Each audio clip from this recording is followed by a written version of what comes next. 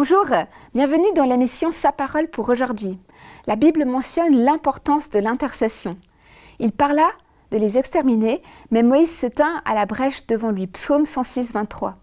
Prier n'est pas seulement prier pour soi-même, mais aussi prier pour les autres. À la source de chaque grand réveil spirituel, lorsque des communautés entières sont bouleversées et transformées, on trouve une force mystérieuse que rien ne semble pouvoir arrêter, la prière des intercesseurs. Bien des victoires spirituelles que nous célébrons publiquement ont été en fait gagnées secrètement par la prière des intercesseurs.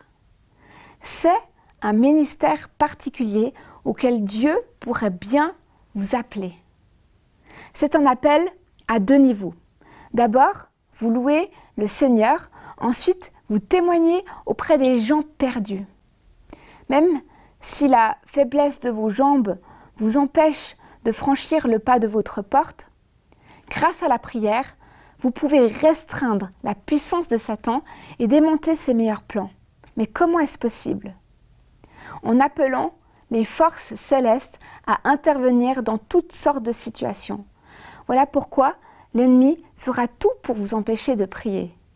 Lisons ces deux versets. « Demande-moi, et je te donnerai les nations pour héritage, les extrémités de la terre pour possession. » Psaume 2,8.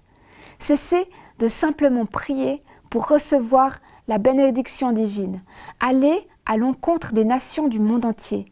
Ce que vous demandez sur la terre, à condition que cela s'accorde avec sa parole, Dieu vous l'accordera au ciel. La moisson est grande, mais il y a peu d'ouvriers. Priez donc le maître de la moisson d'envoyer des ouvriers dans sa moisson. Matthieu 9, 37 à 38.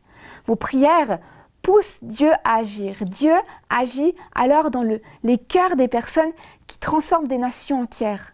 Tout commence par la prière d'une personne. Ce sera peut-être vous.